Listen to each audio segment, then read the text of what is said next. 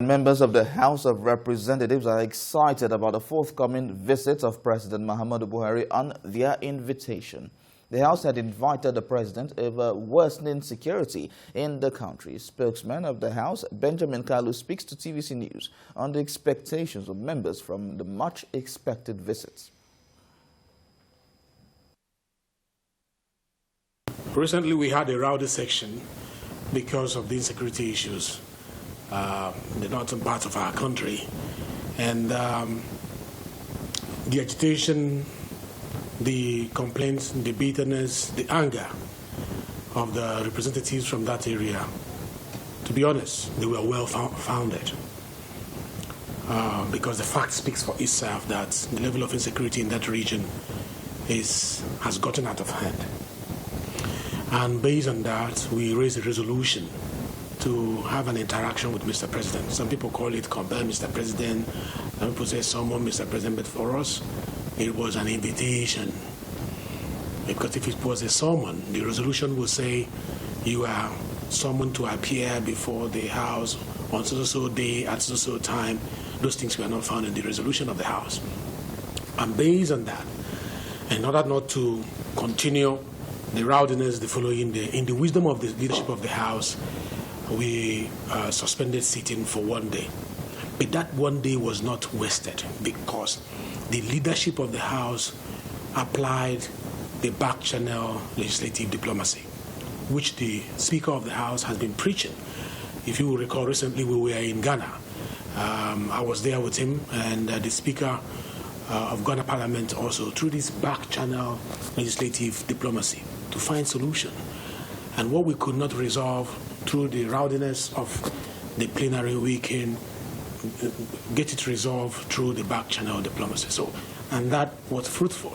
I had prophesied that Mr. President will come, and many didn't believe me when I said so. I backed my position up with strong reason. And what was that reason? The reason was that if the 8th Assembly invited him and he didn't come, that was not, a good reason for him not to come for the 9th Assembly, because there's a huge difference between the 8th Assembly and the 9th Assembly. I say so because the 8th Assembly denied him his budget for 6 months, and you are inviting him to come and speak on what he was not allowed to use the budget on. It's like placing something on nothing and expecting it to exist. So what was he coming to answer the 8th Assembly when the budget was held for that long? But the difference is that 9th Assembly has shown commitment in the way we have collaborated with this arm of government, that we preach joint tasks in nation building. We have sustained that partnership, and that informed our passage of the budget early enough, which was the desire and the ambition of Mr. President. And so since we have given him that support as at when due, and we are about sustaining it with this budget that is before us, it will be a wrong call for Mr. President not to oblige our request to sit with him to deliberate on issues affecting everyone in Nigeria. And I say he will come, and I was glad that yesterday he showed the true element of a Democrat. Not only myself rejoiced, the entire membership of the House felt well honored that Mr. President showed commitment that he will come and interact with Nigerians, because the representatives are a reflection of various constituencies, the 360 constituencies. So engaging with us is like engaging with our constituents. So today in the House, the mood of the House was different. There was joy.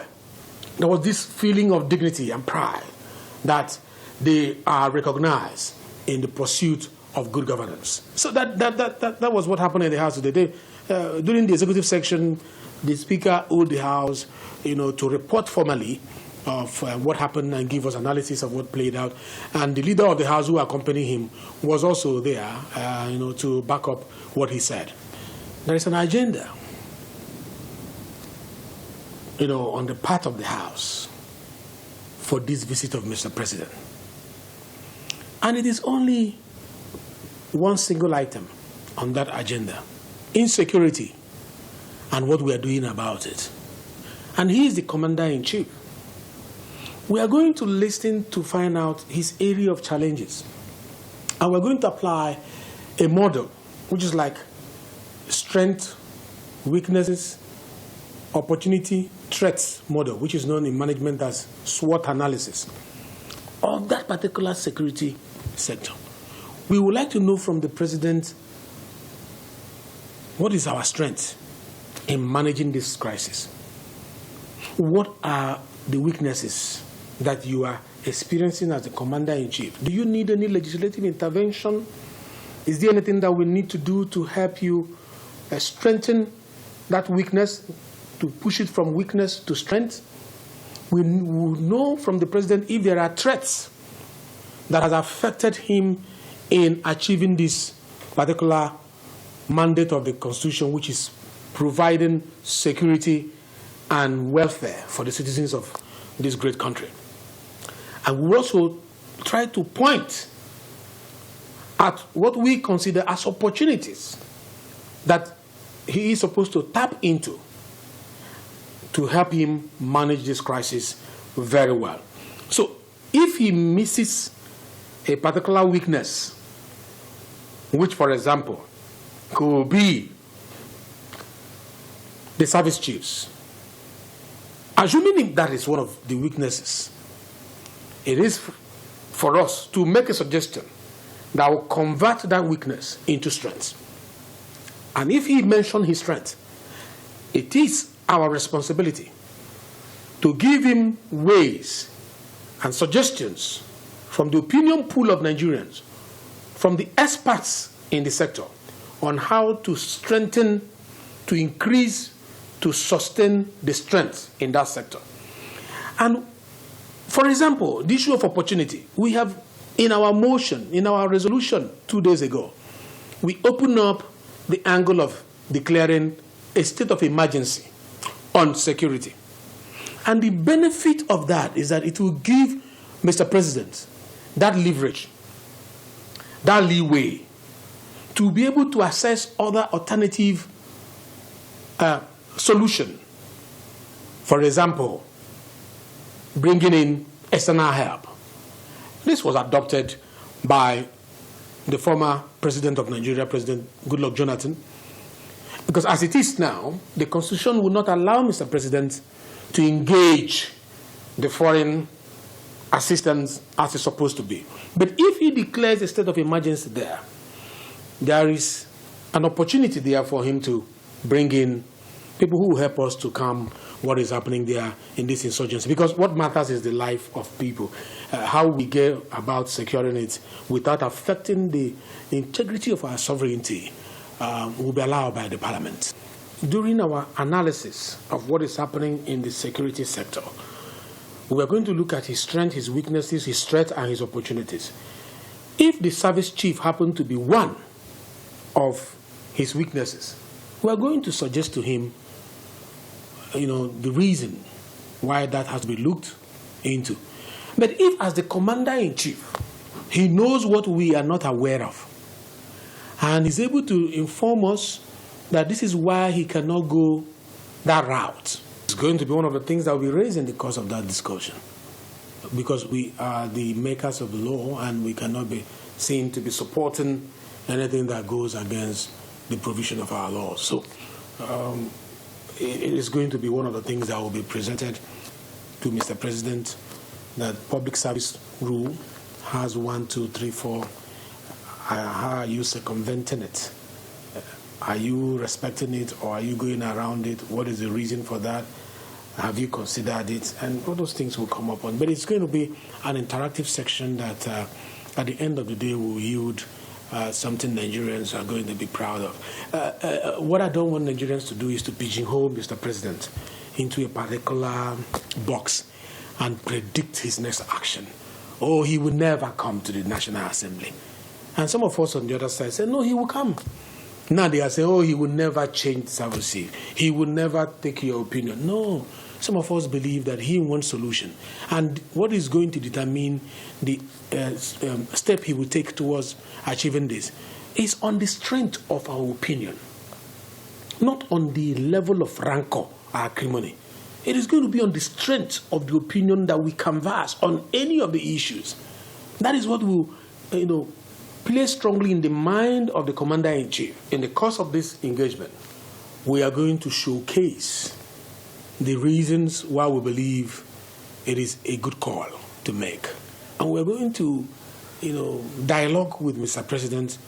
Before, it was not a dialogue. It was like an instruction that goes to Mr. President in the form of resolution. It was a suggestions made to Mr. President in the form of... It's different from a dialogue situation where you sit around the table and in a calm atmosphere show your reasons why you think this is the best approach to this and why you feel this is the best approach to it. And he means well. At his age, there is nothing he's looking for than providing good governance, the best possible that he can offer to the country. I don't think he's looking to build a big name at this level or any personal interest. I think it's all about, leaving a legacy. And we can help him achieve that. That is what the Parliament does. Our resolutions are supposed to be the roadmap that will guide the executive in framing their policies. And I expect that this time around, that the executive will make use of our contribution. Not that we are ordering them, but as a feedback mechanism in this governance. Though we are three arms of government, we are one government. If he is successful, we are successful. Our government is successful. And I'm also of the APC. So we will make sure that everything is done the way it's supposed to be done for him to be successful. So I am very glad that he accepted to come to have this dialogue. And that is what happens in democracy. You see it in other advanced democracies that head of governments always go to the parliament to interact. And ours has shown that it's not going to be anything different from what the international best practices in nation building, in democracies, is all about. The National Assembly is not a theater. And the visit of Mr. President is not a fun fair. He's not coming because we want to give him an award. He's coming because he is seeking for a solution to our hydra-headed problem of insecurity. And we, as partners, are serious-minded about this issue. It's not a moment of clapping. It's not a moment of booing. It's not a moment of... it's a moment of sober reflection. It's a moment of serious discussion. It's a moment of coming out with critical thinking on issues, so that after that meeting, Nigerians will believe that it was not just a mere fulfillment of formality that he visited us. There will be things to be harvested from the visit of Mr. President. I assure Nigerians that after the visit of Mr. President, there will be things that Nigerians will be proud of, that he came and cooperated with the parliament, because that is the way it ought to be. So I'm forward-looking and upward-looking, and I'm excited because it means something good to our democracy. It means something good to our democracy. That, we are imagining, we're evolving, and it will be productive. At the same time we did it last year, the same time we're going to do it this year. Like I mentioned before, we had a schedule for all the committees, and we said by Wednesday of last week that the report should be going in. And as we speak now, about 98% of the results have gone in, and we are not behind schedule.